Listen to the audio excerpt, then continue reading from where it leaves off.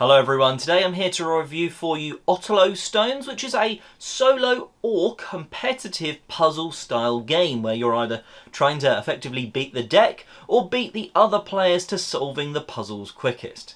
Let's roughly touch on how the game plays and then I'll give you my thoughts and feelings, and just know that I was provided the game for the review.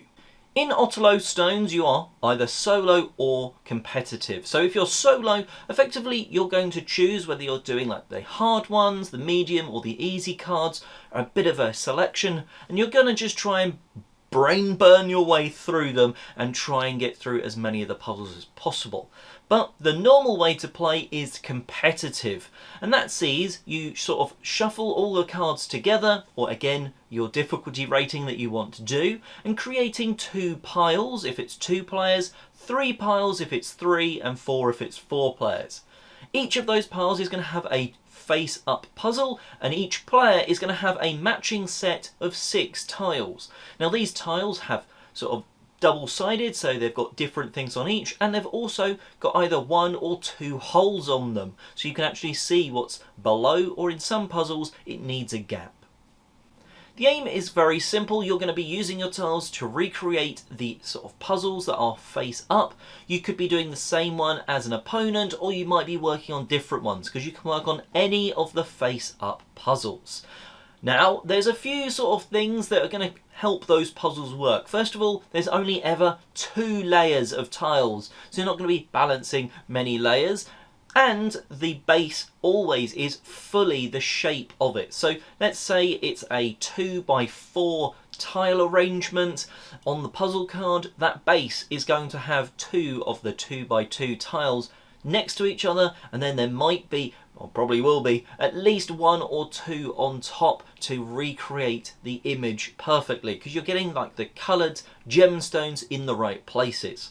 Now, if you think you've done it, you're going to shout OTLO, and then everyone will check. If you have done it, you're going to take that card. If you've not done it, then you're locked out. You're no longer able to solve that puzzle, and you'll move on and try and do one of the other ones that's face up. The game suggests by the rules you keep going until either there are no puzzles left, or all of the puzzles are basically unsolvable by anyone, because once you've failed at one, you can't go back to it. So in a 2-player game, if both players have failed at doing both of the puzzles, then the game is over, because no one has sort of a puzzle that they can do, that they're allowed to do. The game is over and you score up. Scoring up those cards that you've got, well, depending on the difficulty level, they're going to be worth 1 star, 2 star or 3 star, and that's how many stars you get. Whoever's got the most wins. So straight away, the production of this game is pretty cool, because when you open that box and you get these tiles that have got the holes in, that's really cool, and you can instantly, because of that production, you instantly know what's going to be going on with these puzzles. You're going to be having to put them over the top of each other, sort of over the top of a couple, trying to make sure you can see those coloured gemstones below and trying to match the puzzles that are on the cards. It's a super intuitive game, and the production quality really does sort of help that, because as soon as you see the tiles you're like, so we're going to be seeing through this tile onto what's beneath. And then with the few sort of rules in there, like, well, you're only ever going to have 2 layers, it's very, very quick and easy to get OTLO Stones to the table. The production helps that.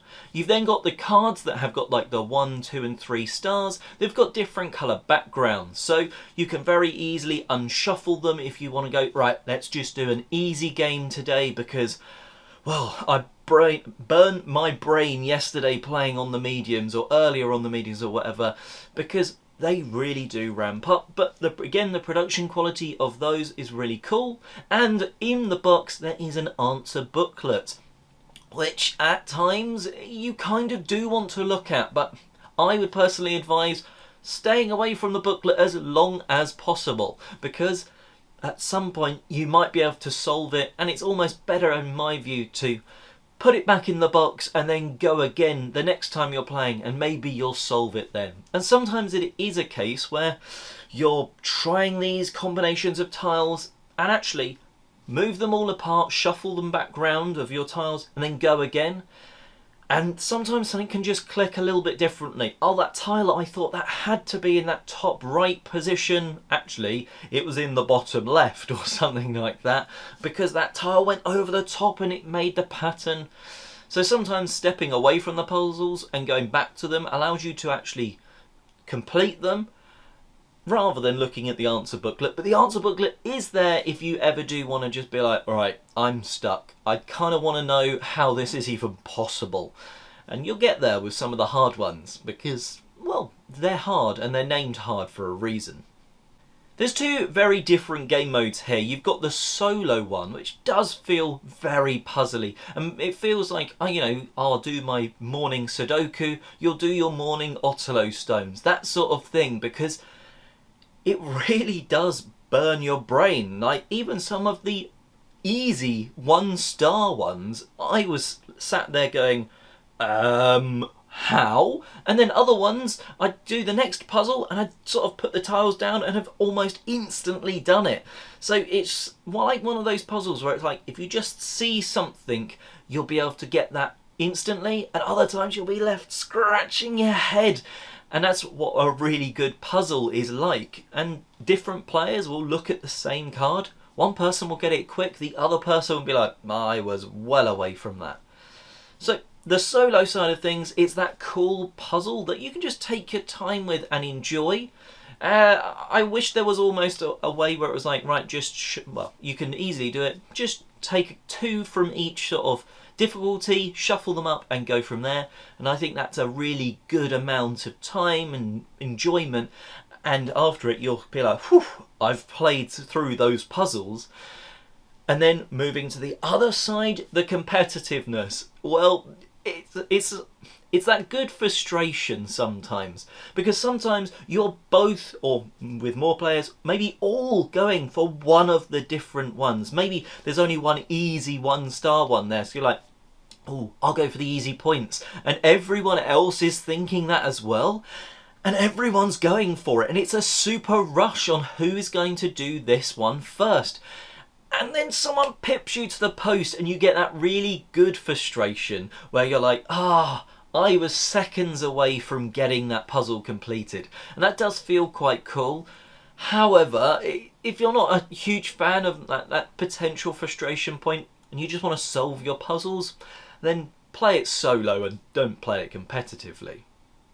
The really cool thing is that all of the puzzles are possible via those 6 tiles. Now, yes, they're double-sided, so it's not quite 12 because you can't use the same tile like upwards and downwards in the same puzzle, but it does mean there's so many combinations that you can really get lost in a puzzle. And that's why I suggest sometimes move the puzzle pieces apart, those tiles apart, sort of refresh for a second and then go again, because you can very much get stuck in a loop of, well, this looks so close, it must be right.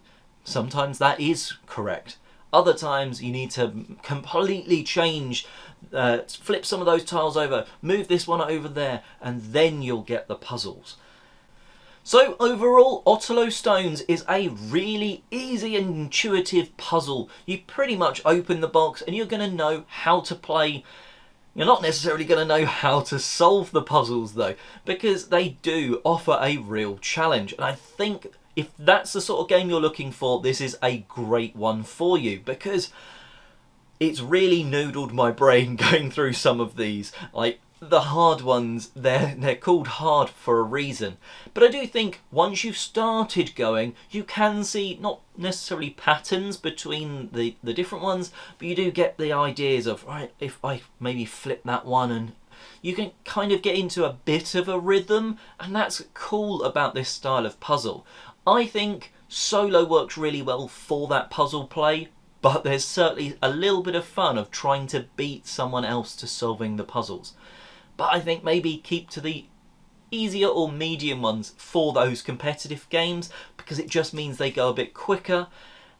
As often people seem to stick away from the 3-star ones, because I might as well go for the easier points and try and rack more of them up that way. But yeah, I've had a lot of brain-burning fun with OTLO Stones, and I think people out there that are looking for a puzzle to play through, this is potentially one for you.